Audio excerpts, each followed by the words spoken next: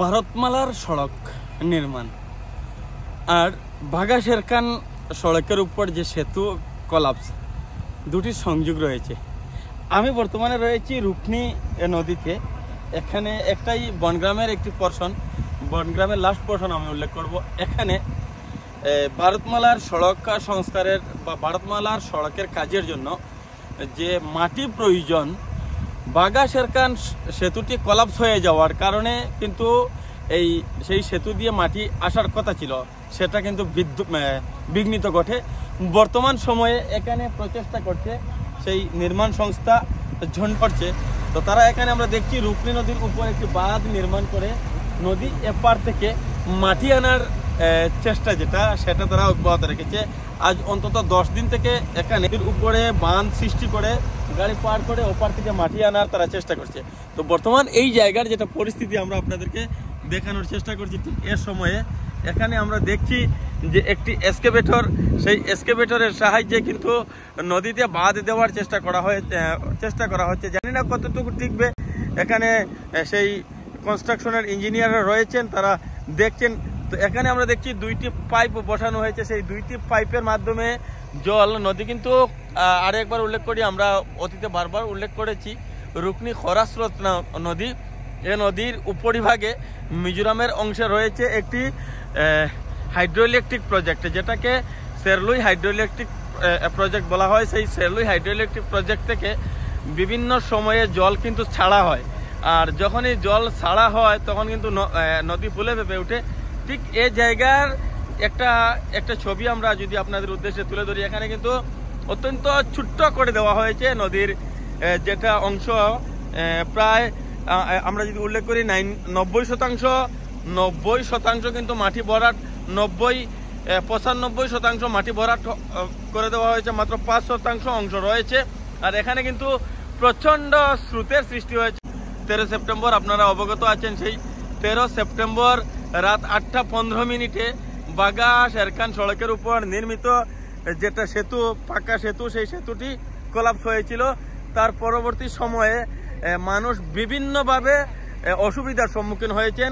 সব থেকে বড় যেটা সমস্যা সেটা হচ্ছে এই যে কনস্ট্রাকশন, যারা ভারতমালার রাস্তা নির্মাণের কাজ করছে, তারা কিন্তু মাটি যেটা সড়কের যেটা মাটির প্রয়োজন ছিল, সে মাটি তারা কিন্তু বিভিন্ন জনের কাছে এগ্রিমেন্ট করেছিল নদীর ওপারে প্রচুর টিলাভূমি রয়েছে। সেই সমস্ত টিলাভূমি থেকে তারা মাটি সংগ্রহ করে চেষ্টা করেছিল। কিন্তু বর্তমান সময়ে আমরা যেটা দেখছি, সেই সেতু কখন শেষ হবে তার কোনো নিশ্চয়তা নেই।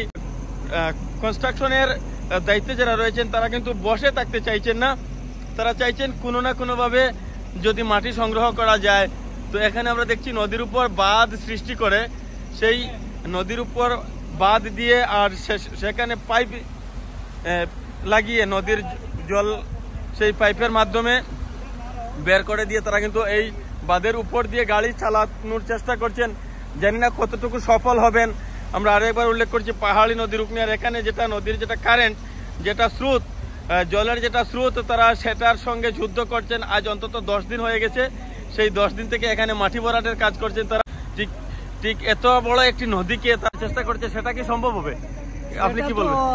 আজকে 10 দিন থাকি 2টা রিং বইছে, 12 টন করে একটা রিংগর ওয়েট। আচ্ছা, 5টা 10টা বইছে। যে আরে তারা করিয়া গেছে, এখানে এগ্রিমেন্ট করছে 64 বিঘা জমি।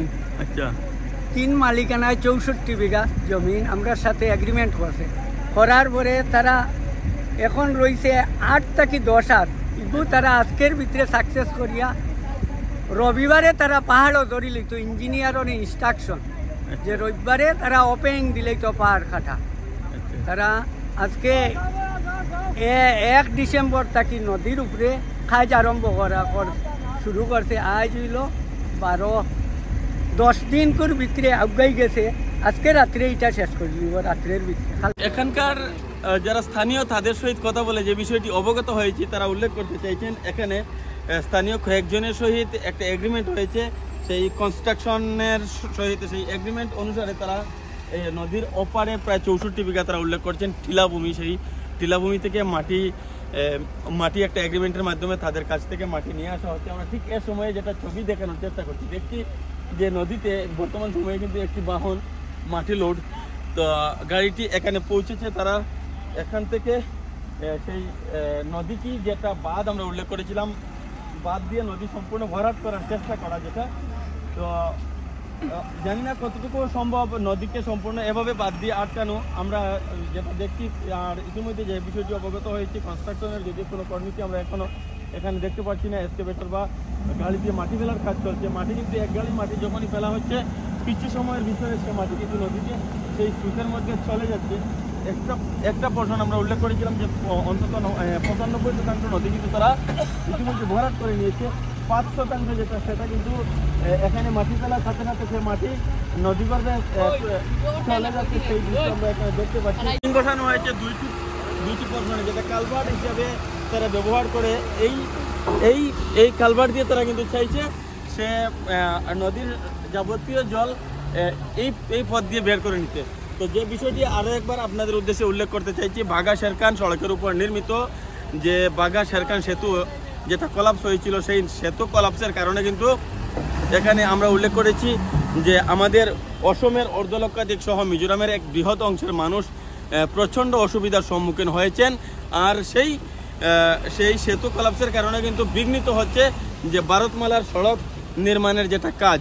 তো বর্তমান সময়ে এখানে সেই নির্মাণ সংস্থা যে দীর্ঘ একটি নদীকে, রুকনি নদীকে বাদ দিয়ে আর তার উপর দিয়ে গাড়ি পার করার চেষ্টা করছে। যদি সেতুটি কলাপস না হতো, অতিরিক্ত বার বহন করতে না পেরে সেই সেতুটি কলাপস হয়েছিল, আমরা উল্লেখ করছি, আগেও আপনাদের উদ্দেশ্যে তুলে ধরেছি।